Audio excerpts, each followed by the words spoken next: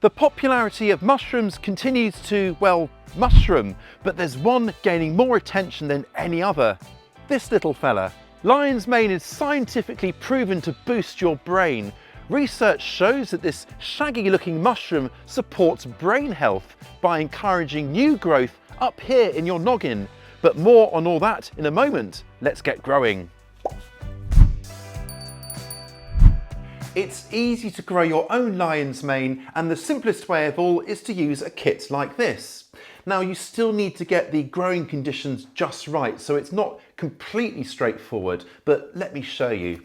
Now, if I get this out of the box, the exciting bit, we can have a look, and my goodness, this is really raring to go. The white here is the mycelium, or the roots, if you like, of the fungus, and this is really well colonised, so this really is champing at the bit to get out and grow.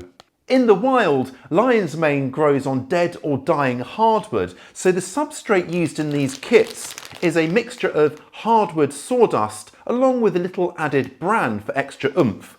All of this stuff here should really power up our shroom's growth. So the first job is to squeeze out as much air as possible from this bag.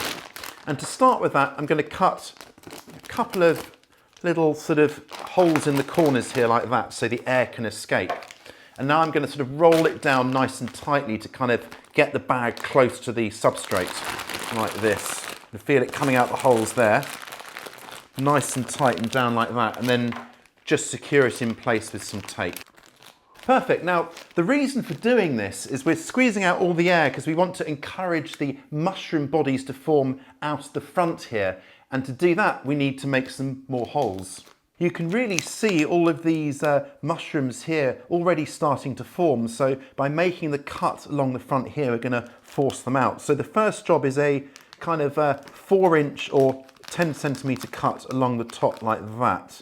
And I'm also going to cut a little cross along the front here, about just over 1 inch or 3 centimetres in size.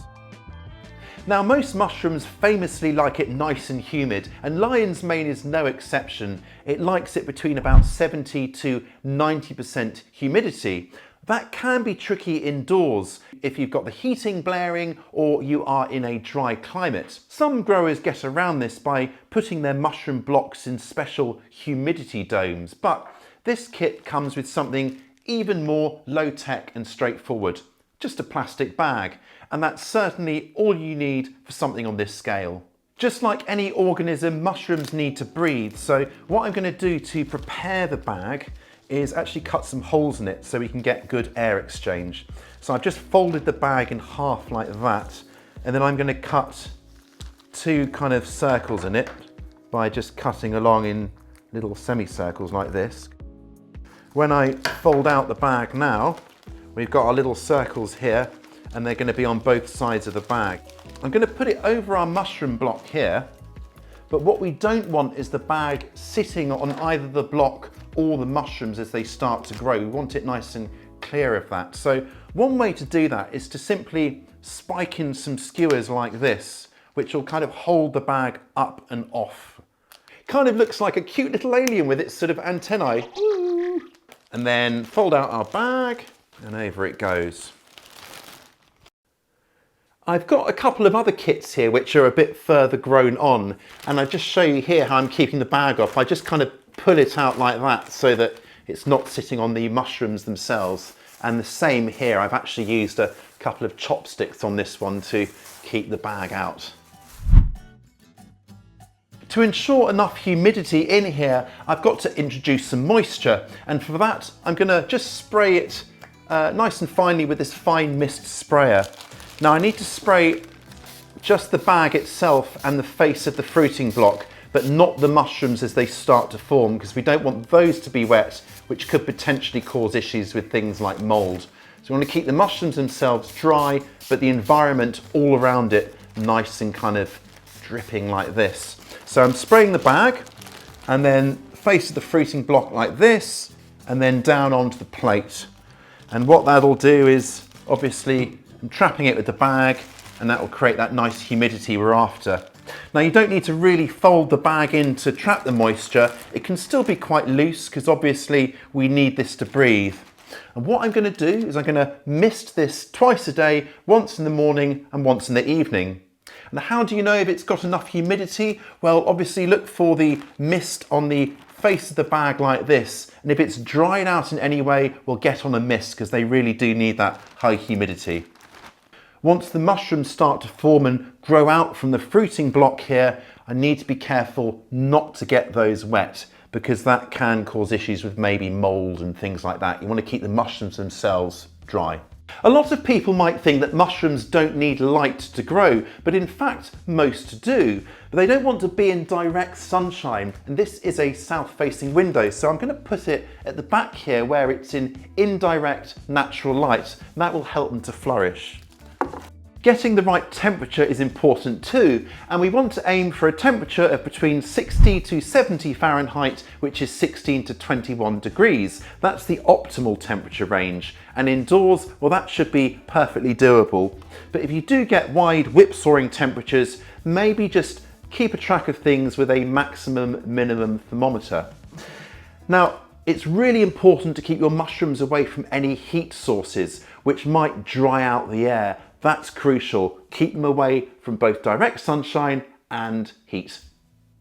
Like most mushrooms, lion's mane grows pretty quickly, going from the tiny baby mushrooms or pins to full fruiting bodies within about 2 weeks or up to 3. Now let's have a look what we've got here. Right, reveal this. We've got a good sized mushroom here. Now there are actually different strains of lion's manes. Some produce more pronounced little tendrils that kind of drip down, others don't. This is probably a couple of days too soon to harvest, but I'm really keen to get on and cook with it and show you what we can do with it. So let's go and harvest it. Now the best way to do that is to grab the whole mushroom like this, get your hand right behind and then give it a twist like that, and it should come away. And we'll tidy up the exit point shortly, but that's got a good weight to it. So we've got some real mushroomy goodness here. Now the fruiting block in here is by no means done. There's life in the old dog yet, and we can encourage a second and even a third flush. But to do that, we need to make a few preparations. The first job is to cut out all the remnants of the old mushroom that we've just harvested and just take it back to where the growing medium is, so you can see that it's sort of completely brown underneath, and that will just create space for the new mushroom to form and sort of burst out from here. There we go. You can see now that it's kind of gone back to the kind of brown medium there, the substrate. Next job is to gauge how heavy it is, and if it's in any way dry, what we can do is just re-soak it by popping it in water for a couple of hours. You can speed along your next crop of mushrooms by just popping the block in the fridge overnight. Now what this does is simulate the cooler nighttime conditions, kind of waking your mushrooms back up again and stirring them into life for the second flush. Right, with that all prepped, now we can just put it back, in this case back in its box, and then do exactly as we did before. Keep it out of direct sunshine, in indirect light, and then keep it nice and well misted with this sort of a cover here like that. The next crop of mushrooms will be a little bit slower, maybe 3 to 4 weeks, but you should still get a really good harvest. Now, if you happen to see lion's mane growing wild, well, that's incredibly rare and lucky you, but don't be tempted to harvest it. It really is quite rare, and where I am, it's actually illegal to harvest it, but growing it like this is of course fine. Now, what about all those incredible brain boosting benefits that are claimed? Well, one study in 2019 gave lion's mane extract to one group over a period of 12 weeks and found measurable improvements in concentration, memory, and general mental function when compared to the control group. You see, lion's mane actively repairs nerve tissue in the brain, especially in the hippocampus area of the brain, which is responsible for memory, concentration, and emotions. For this reason, lion's mane is showing early signs of promise for helping with progressive brain disorders like Parkinson's disease, Alzheimer's, and dementia because of its ability to re-stimulate adult brain cell production. It can also help with ADHD because it reduces feelings of agitation, and research has shown great promise with things like depression and general anxiety. Lion's mane has also been shown to improve sleep and could even help improve your general immune system by supporting heart health and fighting against some forms of cancer. Is there anything this mushroom can't do? I actually take lion's mane mushroom myself for concentration, mental clarity, focus, and to get me into that flow state for work. It's no wonder that this is called the brain boosting mushroom. Now, of course, I'm no doctor, and if you want to take it, you should seek independent medical advice. To harness the full potency of this brain boosting mushroom, I would need to make an extract from it.